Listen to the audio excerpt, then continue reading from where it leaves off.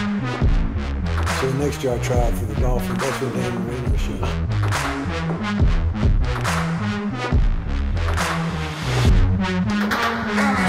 Hey, it's Aaron Murray, and shout out to Athens Hometown Ford Dealership, Athens Ford, where we are right now on site shooting our show this evening for the Players Lounge. They've got the best deals around with low prices, huge selection, and the Athens Ford Advantage with their exclusive lifetime warranty on all new and most pre-owned vehicles. Hey, what's going on? Aaron Murray here, and it's the QB1 show with Carson Beck. We're gonna have some fun, chop it up, what we've seen so far this season, on and off the field, as Georgia's 3-0 heading into their game versus UAB this weekend. Ready, break? I feel like we have to do that every time we start a show now. There we go. First question. How often do you think about the Roman Empire? The what? The Roman Empire. How often do you think about the Roman Empire? Never. Never. Not once in your life. No. Maybe in like history class. But never ever. No. Ain't there like a movie about it or something? The Roman Empire? I don't know, maybe. I'm sure there is a movie. That's the 300. That's 300. Is that not the same thing? Achilles is not that, no. Oh. I don't know. It's like this TikTok trend thing going on right now where I don't have TikTok, so. Oh, good for you. You're a smart man. Mm-hmm. Smart man.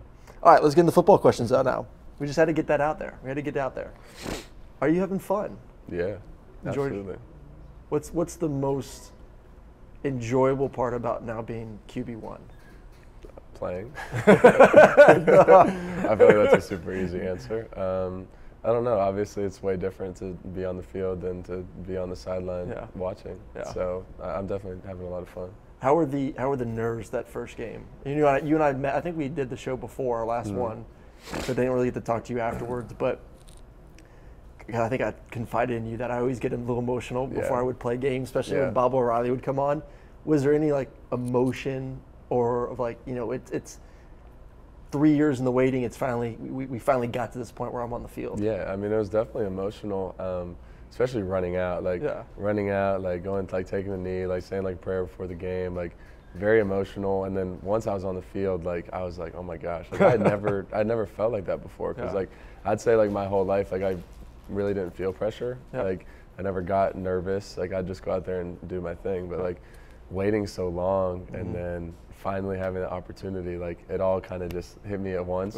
And then once I settled in, it was fun and I was good and it was super fun. How many plays does it usually take you? Like today, like now it's fun. Ready to go? I'm ready to go on play one. Yeah. But that first game, it took me about 3 or 4 plays. Yeah. Oh, I know. Bobo used to script. I always like to get hit. I like to get hit too. Yeah, it gets me going a little bit. Yeah. Does he script plays for you to possibly get hit a little bit? No. I mean, the ultimate goal is for me not to ever get hit, But no, once I'm out there on the field, like I'm locked in, and I usually try to get my mind like winding up before the game even starts. So what is give me like kind of your routine in the morning? Like say it's a 3:30 game, 7 o'clock game, whatever it is, later game. Are you kind of what's your timeline of? Are you watching more film? Are you going over the plays in the sheet? Are you just kind of relaxing? You watching other games? Yeah.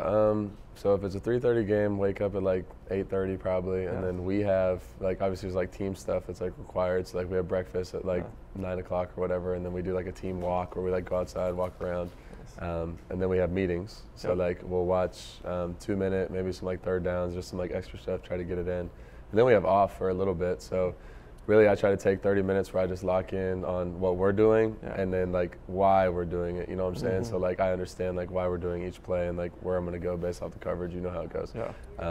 And then I just like shut off until we have pregame meal. Like I try to not even think about football. I try to just totally clock out, think about something else, and then once we get pregame meal, then I bring it all back together.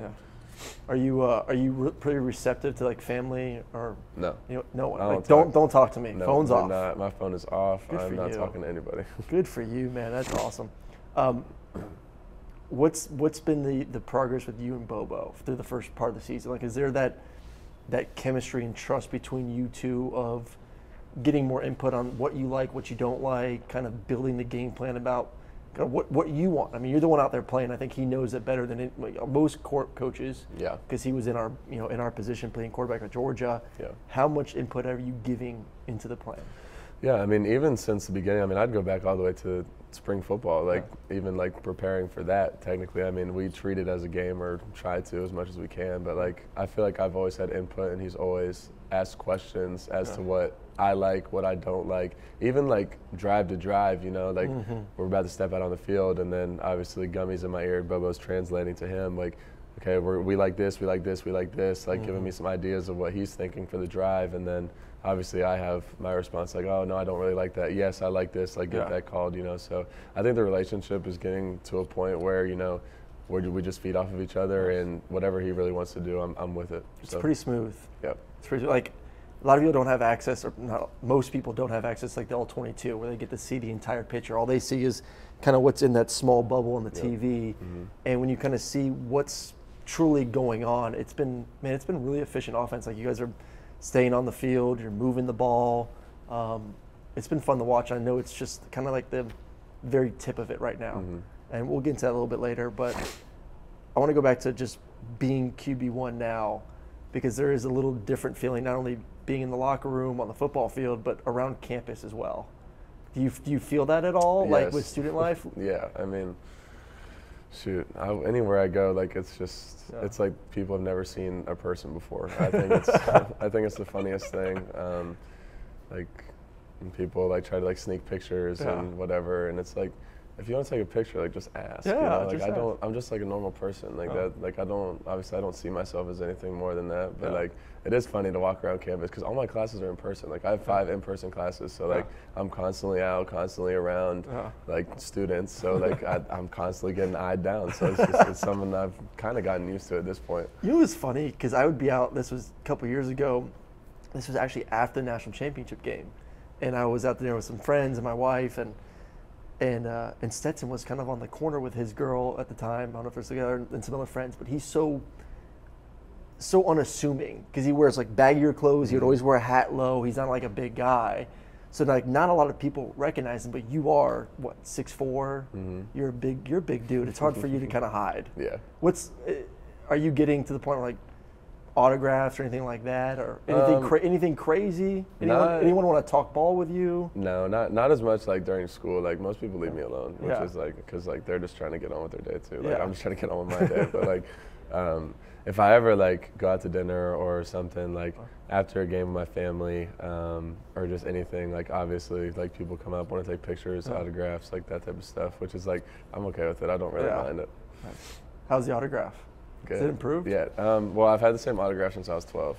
Is it like, do you actually write out your full name, or is it like a CB? I have 3 different ones. So I have just a CB, and then I have C Beck, and then I have my full name. So who gets what? Well, it just depends. Depends how I'm feeling. Oh, okay. So if you're nice to him, you get the full Carson Beck. Yeah, you get the full thing. Usually people don't get that. That's that's a special. Can I get the? Maybe I'll keep working on it. I'll keep working on it. So 3 weeks in, like I said, you watch the tape. If you kind of know the position of quarterback and you know how offenses work, like I've been really impressed with. And I tell people, because people always give like, I'm getting to, why isn't he throwing the go ball? Why isn't he pushing down the field? I'm like, I would rather a quarterback, because you and I have talked about it before, like finding a check down. Yeah. I'd rather a quarterback demonstrate to me that he knows the offense so well that he can get through his reads and find his 3rd guy, find his 4th guy, because most guys can't. I don't care how long you play, like most guys can't get to their 4th guy. Yeah. They get stuck on one and they try to force it down the field. I was like, every time I watch Carson, man, he knows where he's going. His feet and his eyes are in the right spot. And the more he's out there, shots will come eventually. Like there's no doubt about it. How do you handle that?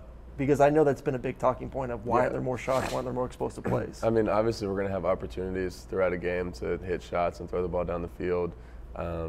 You know, a lot of teams have just been playing off and I just take what they give me, you know, and we've had times where I think this last game against South Carolina, we had like a 13-play drive and a 15-play drive where we didn't score.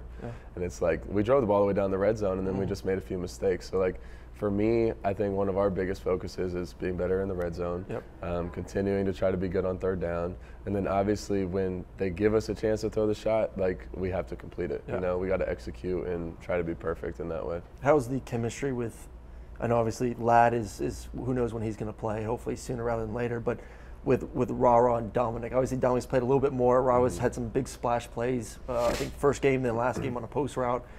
Have you seen those two guys kind of continue to work their way into the offense? I mean, yeah, them two as well as, everyone else. I mean, we've had a lot of guys get into the game and, make plays over the past 3 games. So, I mean, we have full confidence in anyone that goes out there to go make a play and to know what they're doing.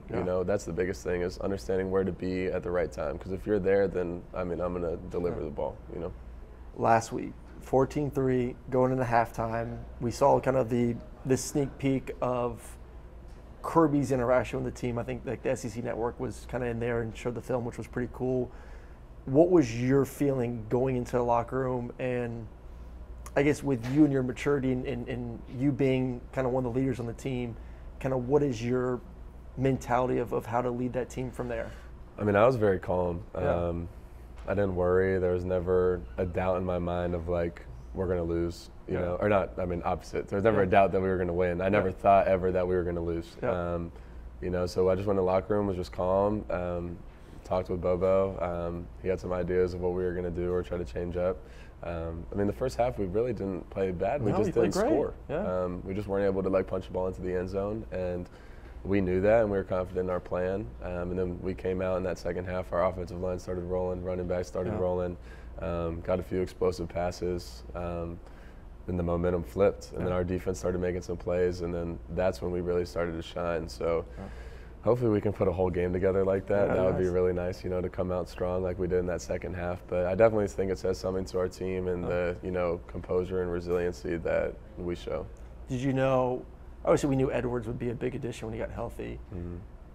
And I got a sneak peek of Bell in practice when I was there a few weeks ago before I called the first game.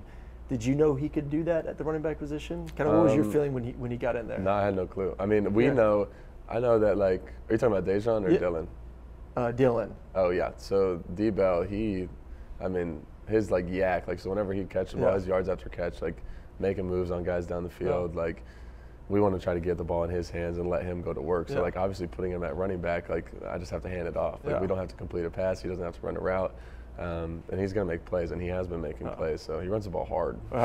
He's smooth, man. Oh, yeah. He's explosive. He looks good back there. Looks really good. Yeah. I say just put him back there more. Just change it from 86, give him like a 20 number, 30 number, and make him a full-time running back is kind of what I would like to see happen to that offense a little bit. So something that I think surprised a lot of fans, and I try to tell them, no, they don't want to listen, because people think you're like some 6'4" Tom Brady statue quarterback. But you got a little wiggle. But were you shocked that you actually juked someone out in the open field? You were not shocked. You've done that before. Yes. You've juked someone out. Go turn the high school tape on. Okay. I was doing it. Honestly, I was doing it more in high school than now. Yeah. But just at, of course, like level of talent that like you're playing against. But like it's different in high school. You can get away with more things. Yeah.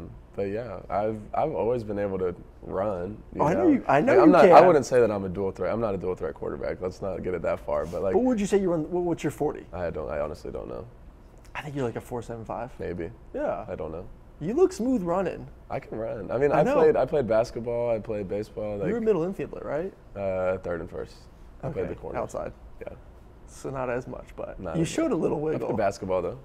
I have some agility. What was your when you did juke him out though? Because it happened so fast. Like I always remember when I would run for touchdowns, it felt like it happened so fast. Yeah, you don't even remember. You don't remember. It's insane. What was your reaction? Like when did you kind of process it? Well, they like dropped, like they went drop 8 and played like a red 2. No one was open, so I was like, screw it, I'm gonna take off. So I'm like, gotta try to make a play. It's third down. So boom, start running. I was about to try to jump over the guy in front of me. That's like that was running through my head. But then I like saw the guy flash out of my left, and then I just planted and juked, and then no one was there, so I just ran into the end zone. I was like, oh my gosh. It was smooth, man. It was smooth.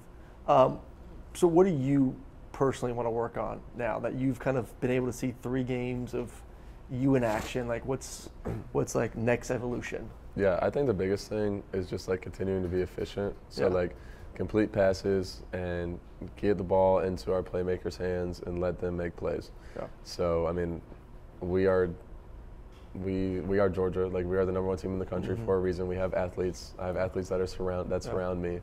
Like my job and my goal is to get the ball into their hands. So whatever I have to do to prepare and make sure that I'm getting the ball out on time, making sure that I'm going to the right place based off the coverage. I think that's the biggest thing that I can just continue to work on, and just like comfortability, like within the offense and on the field. Is there a sense of complementary football, of like understanding too, like you talk about the playmakers you have, but also knowing that you do have an elite defense where Always. I don't necessarily – what's the balance for you of being able to push the limit to playing smart football? Like, where do you feel like you have to be? I mean, we obviously as an offense, we want to dominate every week, you know? Like But you don't want to be reckless either, though. Exactly. Like, we want to go out there and score every drive. Like, that's the plan, as you know. I mean, if we did that, we'd be the best offense ever, because that doesn't happen. You can't be perfect. Like, you're going to make mistakes. But we also know that we have a good defense. So there is something to, like, taking risks and not taking risks and running the ball, taking shots. Like you said, there has to be a good balance. I don't know what that balance looks like. There's a fine line between too much and too little. But I think just, like, continuing to find our identity is a huge part for our offense. Who is a defensive leader that you've seen step up? I've heard like Malachi is at times. Anyone else that's kind of? Yeah, I definitely say they're like Malachi or Pop at linebacker, Jamon. Smile a litto bit in there. Zelo on the D-line. Those are like the more like the vocal guys that, you know, they're getting it done, have made plays, trying to bring everybody with them. Nice. All right, so you've had 3 home games, 4th home game. I was just in Auburn last week calling their game, and that's, man, it's an awesome environment. I give the Tiger fans one thing. I didn't like playing there because they used to whoop my butt, but they know how to bring the juice. They get there early, they pack it out, they're loud. I know it's one game at a time, but like in the back of your mind, the thought of going on the road into an SEC environment, a team that as of right now is undefeated, we'll see what they look like versus A&M, but how are you starting? Have you started to prepare for that, or think about like, man, I'm about to go. This is about to get real on the road here soon. I mean, obviously, every game is super exciting, but to like go on the road in the SEC and to like an environment like that is super exciting, especially the first time for me, you know. But we definitely practiced that a lot. Like, I'm sure you've been there when we've been in the indoor and Kirby cranks up like the crowd noise, and it's so loud, like you can't even hear yourself talk. I thought only Deion Sanders did that. No, we do that. I think a lot of people do that, but we definitely do it, and you know, we try to work it to like our advantage and make sure that we're ready for when that happens and when that comes. I want to get outside real quick because you just brought that up, and I kind of brought up Deion. What are your thoughts on Colorado and Prime, and what have you seen from Shedeur at quarterback? I haven't even watched any of their games. No games? So, you may be the only person in the All-America that hasn't watched any of their games. I haven't watched their games, so I don't know what to say. Have you seen, so do you not watch any football on Saturday? No. None? I just watch film. Good for you, man. I study football, but like watching a game is like, I don't know, I just don't watch football. Did you watch football growing up? Yeah, I did. College or NFL? College. But you can't do it now? No. If I do watch football, I watch NFL football now. Wow. I just can't watch college. I don't know Will you watch game day in the morning? Like if you got like at night game? No. No. Nothing. No. You're missing out. It's been a really exciting year. I'm gonna catch you up. The Pac-12 is really good. I don't know if you've heard, but the SEC kind of sucks this year. Oh, really? Yes, SEC's kind of down. Oh, I don't need you talking about that because I don't need any bulletin board material. But it's kind of down. So there you go. There's your update. I guess. Florida State's good. All of a sudden now, you're somewhat near your world a little bit. 2.5 hours. Yeah, not too far away. Well, man, I appreciate you jumping on. Can't wait to see you guys do your thing. Continue to put up some good numbers. Absolutely. Launch that thing. Yes, sir. Enjoy yourself, and go Dogs. Go Dogs. Be sure to visit Athens Ford and mention this episode of the Players Lounge to get 5% off your next vehicle service up to $500 or $500 off your next purchase.